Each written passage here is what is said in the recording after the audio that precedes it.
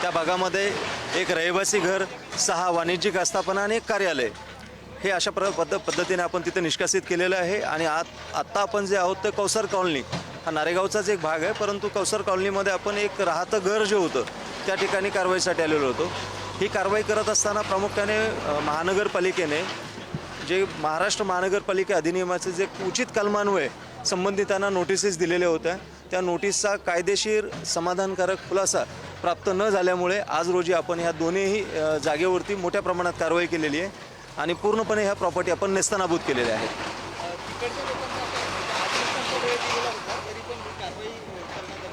नाही, त्यांना त्या जे काही आदेश कायदेशीर आदेश प्राप्त झालेले होते त्याचा कदाचित त्यांना अर्थ उमगला नसेल, मात्र न्यायालयाने त्यांनी जे मागणी केलेली होती 15 दिवसांचा कालावधी द्यावा आणि ह्या कारवाईला स्टे द्यावा, तर ह्या दोन्ही गोष्टी माननीय न्यायालयाने फेटाळून लावलेल्या होत्या। स्टे दिलेला नव्हता आणि जो कारवाईसाठी दिलेला कालावधी आहे तो पण योग्य असल्याच्या बाबतीमध्ये निरीक्षण माननीय उच्च न्यायालयाने नोंदवलेलं होतं आणि त्याच्या आधारे आमची जी काही शेवटची अंतिम नोटीस आम्ही दिलेली होती ती अंतिम नोटीसचा कालावधी संपुष्टात आल्यामुळे आज आम्ही ही इथं कारवाई पूर्ण केलेली आहे। निष्कासित करण्याची कारवाई पूर्ण झाली आहे।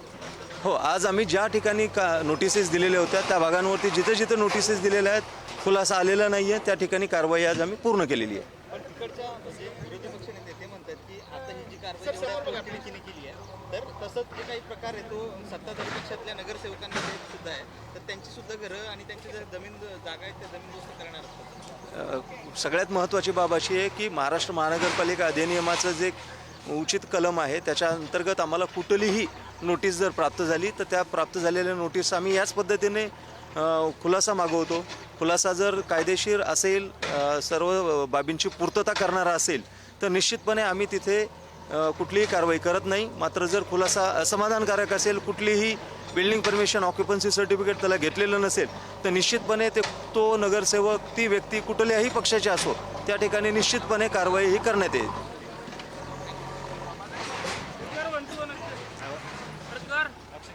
तर एमआयएमचे नगरसेवक मतीन पटेल यांच्या मालमत्तांवरती अनधिकृत आणि अतिक्रमण केलेल्या मालमत्तांवरती आज पालिका प्रशासनानं कारवाई केलेली आहे।